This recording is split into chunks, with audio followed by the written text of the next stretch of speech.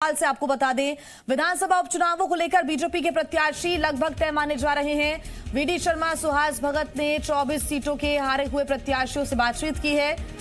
BJP प्रदेश अध्यक्ष संगठन महामंत्री ने नेताओं को समझाया, कांग्रेस की विधायकी छोड़कर आए नेताओं को ही मिलना चाहिए टिकट। बड़ी खबर इस वक्त आपको हम बता रहे हैं। उपचुनावों की तैयारियां लगातार की जा रही थी। हालांकि कोरोना के काल में ये तैयारियां थोड़ी सी धीमी होती हुई नजर आई थी, लेकिन अभी उपचुनाव होने हैं और इसमें कांग्रेस के सामने बड़ी चुनौती है, बीजेपी के सामने भी बड़ी चुनौती है। लेकिन बीजेपी कोई भी रिस्क नहीं लेना चाहती। बीजेपी मजबूत रणनीति के साथ आना चाहती है, उपचुनाव जीतना चाहती है और यही वजह है कि अब बीजेपी के प्रत्याशी लगभग तय माने जा रहे हैं। वीडी शर्मा, सुहास भगत ने 24 सीटों के हारे हुए प्रत्याशियों से बातचीत की है और बीजेपी प्रदेश अध्यक्ष संगठन महामंत्री ने नेताओं को समझाया है कि कांग्रेस की विधायकी छोड़कर जो नेता आए हैं, जो सिंधिया समर्थक हैं, जो कुछ ही टाइम पहले बीजेपी में शामिल हुए हैं, उनको ही टिकट मिलना चाहिए, क्योंकि सभी अपनी विधायकी छोड़कर आए हैं। सभी जो 22 विधायक थे ज्योतिरादित्य सिंधिया के समर्थक, उनके साथ वो भी बीजेपी में शामिल हो गए। अब ये बड़ी चुनौती बीजेपी के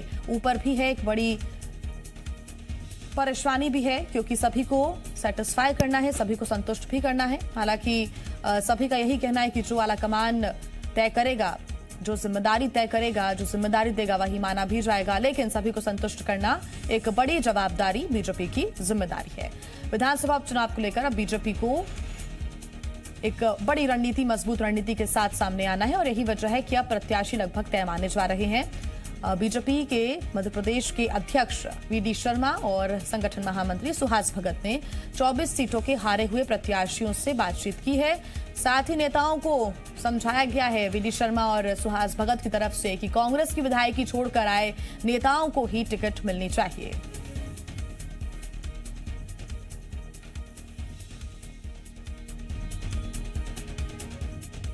तो सत्ता परिवर्तन हुआ। आपको बता दें, ज्योतिरादित्य सिंधिया कांग्रेस छोड़कर बीजेपी में शामिल हुए, कमलनाथ सरकार गिरी और एक मजबूत रणनीति के साथ बीजेपी मध्य प्रदेश में आई और मध्य प्रदेश में अपनी सरकार बनाई।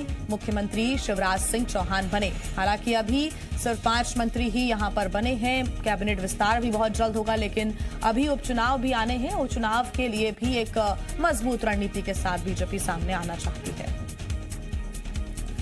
और ज्यादा जानकारी के साथ जी मध्य प्रदेश छत्तीसगढ़ के एसोसिएट एडिटर हरीश दिवेकर हमारे साथ जुड़ गए हैं। हरीश, क्योंकि पिछले टाइम जैसा सत्ता परिवर्तन हुआ, उसके बाद कमलनाथ सरकार मध्य प्रदेश से गई और मुख्यमंत्री शिवराज सिंह चौहान बने, बीजेपी की सरकार मध्य प्रदेश में आई और अब एक बड़ी चुनौती भी इसको कह सकते हैं उपचुनाव को लेकर, क्योंकि सभी को संतुष्ट अभी करना है। जो जितने सिंधिया समर्थक है जो बीजेपी में शामिल हुए हैं, उनके सामने भी संतोषजनक तर्क देना होगा बीजेपी को और अब माना जा रहा है कि उपचुनाव को लेकर रणनीति तैयार कर चुकी है बीजेपी। जी देखिए, मैं बताना चाहूँगा कि आपको यहाँ भाजपा ने जो कल वीडियो कॉन्फ्रेंसिंग की है और भाजपा के संगठन महामंत्री सुहास भगत, प्रदेश अध्यक्ष वीडी शर्मा, ये एक सोची समझी रणनीति के तहत की गई है और ये संकेत दिए गए हैं सभी नेताओं से। एक एक बात की गई है। भाजपा प्रत्याशी जो 2018 में चुनाव हारे थे, उनसे बात की गई, उनको संकेत दिए हैं कि जो लोग कांग्रेस छोड़ के आए, त्याग दे के आए, बलिदान दे के आए, तो उनका अधिकार बनता है, उन्हीं कारण हमारी सरकार बनी है, तो ऐसे में उनको टिकट दिया जाएगा। ये सब इसलिए किया गया जी, अभी चुनाव बहुत दूर है, तारीख तय नहीं हुई, अभी कोरोना महामारी चल रही है, कब चुनाव होंगे अभी कोई समय तय नहीं। लेकिन ये सब करने के पीछे मुख्य जो रणनीति है वो ये है कि जितना विद्रोह होगा वो सामने आ जाएगा, जिससे भाजपा डैमेज कंट्रोल कर पाएगी। उसकी ये कि अभी हाल ही में जो भाजपा जिला अध्यक्ष के चयन हुए और जो नियुक्तियां हुई हैं, उसको लेकर भारी विद्रोह हुआ। संगठन महामंत्री से लेकर प्रदेश अध्यक्ष तक की शिकायत राष्ट्रीय स्तर पर हुई, जो कि ऐसा होता नहीं। ये काडर बेस्ड पार्टी है, इसके अंदर विरोध होता है, बंद कमरे के अंदर होता है, सार्वजनिक नहीं होता है।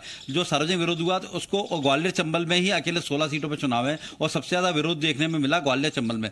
दूसरा विरोध मिला इंदौर में। इंदौर में भी सांवेर में चुनाव आता है, इंदौर के आसपास का इलाका प्रभावित, तो वहां भी उपचुनाव आ रहे हैं, मंदसौर नीमच में। तो ऐसा विरोध कहीं उपचुनाव के समय ना दिखे, तो सोची समझी रणनीति तहत कि कल एक बात फेंकी गई है सभी जगह। अब इसमें देखा जाएगा जाएगा कौन कौन भाजपा प्रत्याशी अपने पद के लिए, अपने टिकट के लिए लॉबिंग करता है, किस किस आका के पास जाता है, कौन कौन से किसके समर्थक हैं, कौन कहाँ किसको अपना राजनीतिक आला कमान है, किसके यहाँ अपनी डोक लगाते हैं, गणेश परिक्रमा करता है, तो वो विद्रोह सामने आएगा जिससे डैमेज कंट्रोल कर पाएंगे।